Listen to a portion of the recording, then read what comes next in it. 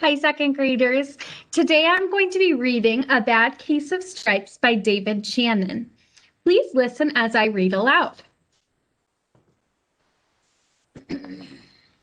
Camilla Cream loved lima beans, but she never ate them. All of her friends hated lima beans, and she wanted to fit in. Camilla was always worried about what other people thought of her. Today she was fretting even more than usual. It was the first day of school, and she couldn't decide what to wear. There were so many people to impress. She tried on 42 outfits, but none seemed quite right. She put on a pretty red dress and looked in the mirror. Then she screamed.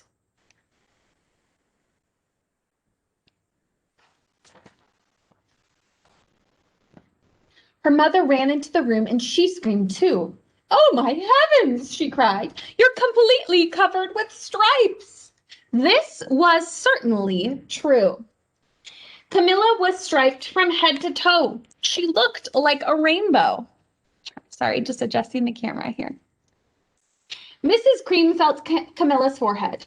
"Do you feel all right?" she asked. "I feel fine," Camilla answered.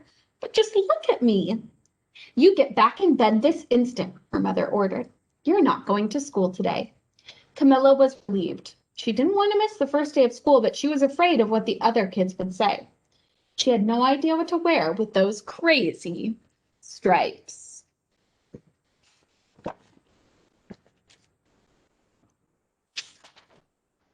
That afternoon, Dr. Bumble came to examine Camilla.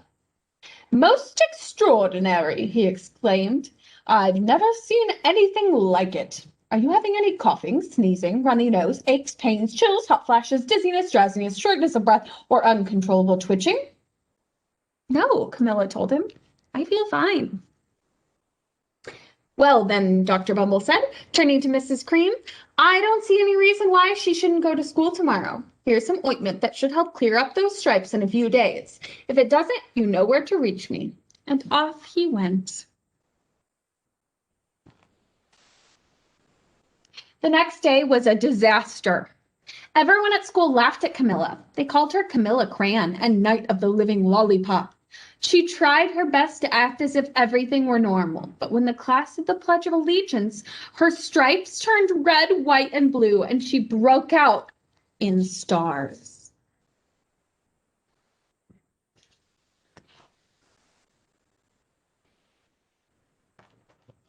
The other kids thought this was great. One yelled out, "Let's see some purple polka dots." Sure enough, Camilla turned all purple polka dotty. Someone else shouted, "Checkerboard," and a pattern of squares covered her skin. Soon everyone was calling out different shapes and colors, and poor Camilla was changing faster than you can change channels on a TV.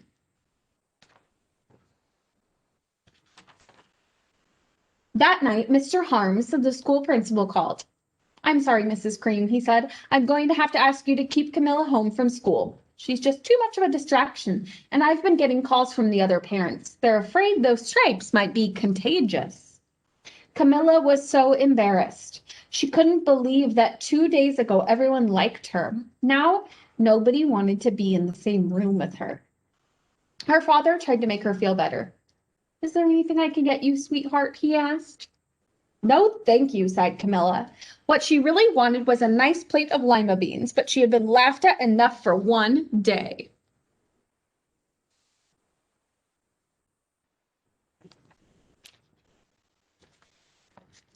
Well, yes, I see," Dr. Bumble mumbled when Mr. Cream phoned the next day. "I think I'd better bring in the specialist. We'll be right over." About an hour later, Dr. Bumble arrived with 4 people in long white coats. He introduced them to the Creams. "This is Dr. Grop, Dr. Sponge, Dr. Cricket, and Dr. Young." When the specialist went to work on Camilla, they squeezed and jabbed, tapped and tested. It was very uncomfortable.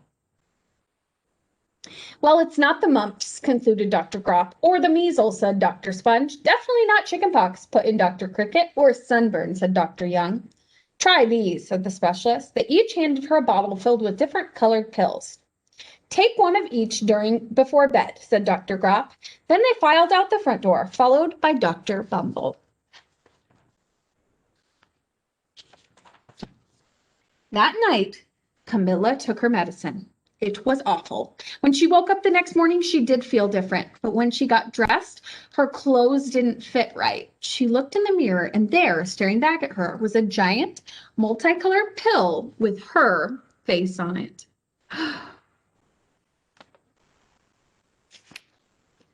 Dr. Bumble rushed over as soon as Mrs. Cream called, but this time, instead of the specialists, he brought the experts. Dr. Gord and Dr. Mellon were the finest scientific minds in the land. Once again, Camilla was poked and prodded, looked at and listened to. The experts wrote down lots of numbers. They huddled together and whispered. Dr. Gord finally spoke. "It might be a virus," he announced with authority. Suddenly, fuzzy little virus balls appeared all over Camilla. "Or possibly some form of bacteria," said Mr. Mellon. "Out popped squiggly little bacteria tails. Or it could be a fungus," added Dr. Gord. Instantly, Camilla was covered with a different colored fungus blotches. The experts looked at Camilla, then at each other. "We need to go over these numbers again back at the lab," Dr. Gord explained. "We'll call you when we know something." But the experts didn't have a clue, much less a cure. By now, the TV news had found out about Camilla. Reporters from every channel were outside her house, telling the story of the bizarre case of the incredible changing kid. Soon, a huge crowd was camped out in the front lawn.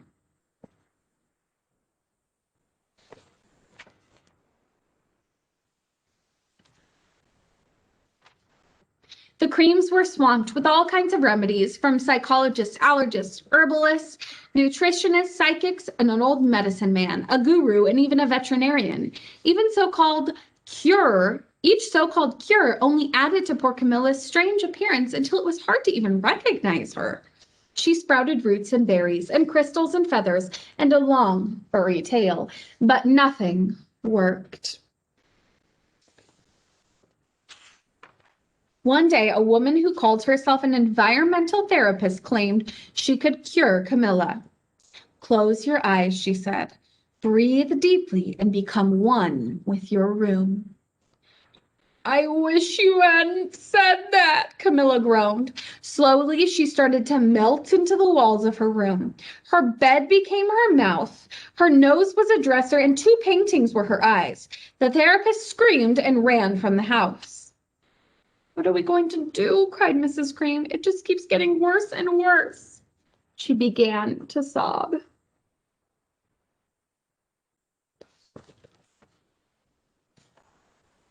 At that moment, Mr. Cream heard a quiet little knock on the front door. He opened it, and there stood an old woman who was just as plump and as sweet as strawberry.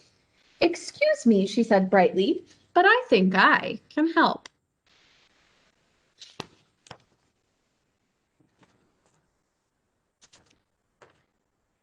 She went into Camilla's room and looked around. "My goodness," she said with a shake of her head, "what we have here is a bad case of stripes. One of the worst I've ever seen." She pulled a container of small green beans from her bag. "Here," she said, "these might do the trick." "Are those magic beans?" asked Mrs. Cream. "Oh my, no," replied the kind old woman. "There's no such thing. These are just plain old lima beans. I'll bet you'd like some, wouldn't you?" she asked Camilla. Camilla wanted a big, heaping plateful of lima beans more than just about anything, but she was still afraid to admit it. "Yuck," she said. "No one likes lima beans, especially me." "Oh dear," the old woman said sadly. "I guess I was wrong about you." She put the beans back in her bag and started toward the door. Camilla watched the old woman walk away. Those beans would taste so good, and being laughed at for eating them was nothing compared to what she'd been going through. She finally couldn't stand it. "Wait," she cried. "The truth is, I really love lima beans." "I thought so," the old woman said with a smile. She took a handful of beans and popped them into Camilla's mouth. "Mmm," said Camilla.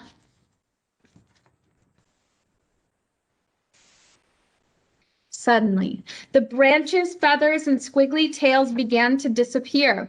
Then the whole room swirled around. When it stopped, there stood Camilla, and everything was back to normal. "I'm cured," she shouted. Yes, said the old woman. I knew the real you was in there somewhere. She patted Camilla on the head, then she went outside and vanished into the crowd. Afterward, Camilla wasn't quite the same.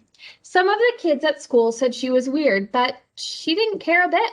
She ate all the lima beans she wanted, and she never had even a touch of stripes again.